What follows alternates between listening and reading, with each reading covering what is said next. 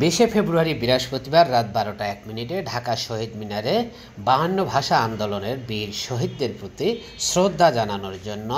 ঢাকার জাতীয় শহীদ মিনারে পুষ্পার্পণ করেন অন্তর্বর্তীকালীন সরকারের উপদেষ্টা সহ সর্বদলীয় নেতাকর্মীরা। জাতীয়তাবাদী দল বিএনপির নেতা শাহ আলম বাবলু 52 ভাষা আন্দোলনের শহীদদের প্রতি শ্রদ্ধা রেখে তিনি তার বক্তব্যে বলেন, দেখুন, সর্বপ্রথম আপনাদের সোশ্যাল মিডিয়াকে ধন্যবাদ জানাচ্ছি। 21শে আজকে যে 52 ভাষা আন্দোলন,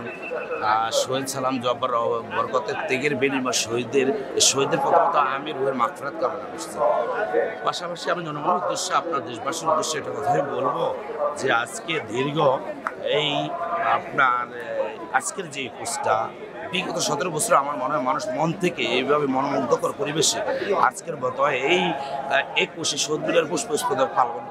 দিয়ে মন থেকে পালন করতে পারে না। কারণ পারে না এই কারণে, সেটা হয়তো মানুষের বাক স্বাধীনতা বলতে আপনার সোশ্যাল মিডিয়া থেকে আপনারা জানেন মানুষের বাক স্বাধীনতা দীর্ঘ 17 বছর পর্যন্ত বাক স্বাধীনতাই ছিল না। সেই কারণে কীভাবে মানুষ মনে করেন যে এই আপনার শহীদ মিনারে সেটা প্রমাণ হলো যে বিগত দিনে ছাত্রলীগের গুন্ডাফান্ডারা এই হল থেকে এসে সেটা দখলের মতো করে রাখতো। মানুষের সাধারণ মানুষ ছেলে মেয়েরা আসতে গেলে ধাক্কা বিভিন্ন পরিবেশ, নোংরা পরিবেশ সৃষ্টি করতো। আজকে দেখেন সে ধরনের পিচ্ছি বাচ্চারা বা এই পরিবার পরিজন নিয়ে, মেয়ে ছেলে নিয়ে, ছোট ছোট বাচ্চারা কিন্তু আজকে এই শহীদ মিনারে আপনার আবেগ আপ্লুত হয়ে মন থেকে তারা কিন্তু এই পরিবেশটা এখানে আপনার এই ফুল দিয়ে শ্রদ্ধা নিবেদন করতেছে। সেই ধারাবাহিকতা সেই আজকে দেখেন সেইটুকু পেরেছে, কারণ হলো যে সেটার পাশাপাশি এই আপনার 52 ভাষা আন্দোলন, 71 স্বাধীনতা, দ্যাট মিনস আপনার 24শে জুলাই, 5 আগস্টের সর্বশেষ স্বৈরাচার শেখ হাসিনা খুঁজে হাসিনার বিদায়ের কারণেই আজকে কিন্তু আমরা এই স্বাধীনতা, এই গণ অভ্যুত্থানের কারণে আমরা কিন্তু উপভোগ করতে পারছি। আমরা যারা এই শহীদদের সাথে আমরা যারা আন্দোলন করছি, আমরা যারা আন্দোলন করেছি স্বৈরাচারী খুঁজে হাসিনা প্যাসিস্টদেরকে এদেশ থেকে বিদায় করতে পেরেছি। বিদায় করার পরেই কিন্তু আজকে এই মনোমুগ্ধ পরিবেশ বাক স্বাধীনতারই কথা বলতে পারতেছি। কিন্তু আজকে সেই শহীদদের 1600 থেকে 2000 শহীদ এবং প্লাস আপনার 30,000 হতাহতদের যেমনিভাবে 52 ভাষা আন্দোলন যারা এই ত্যাগ শহীদ হয়েছেন তাদের যে রক্তের বিনিময়ে এই 52 স্বাধীনতা, তেমনিভাবে আমি আশা করব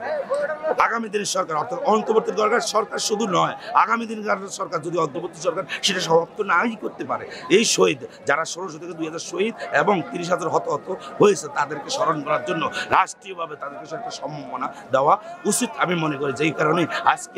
আজকে আমরা মনোমুগ্ধ পরিবেশ শহীদদের প্রতি আমরা ফুল দিতে অর্পণ করতে পারতেছি। এবং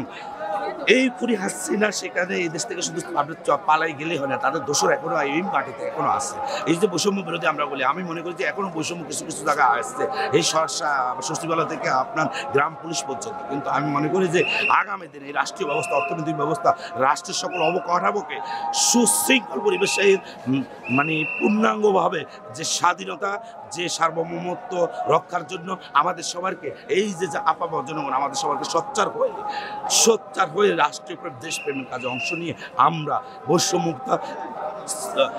পরিহার করে এবং রাষ্ট্রীয় সরকারকে আপনার রাষ্ট্রের মধ্যে যাতে করে আবার গণতন্ত্রের সরকার, গণতন্ত্রের দেশ প্রতিষ্ঠিত বিশ্ব দরবারে সে আশাবাদ ব্যক্ত করি। এবং সেই আশাবাদ ব্যক্ত করে আমি আমার দল থেকে, আমার জাতীয়তাবাদী দল থেকে এবং জাতীয়তাবাদী দল এর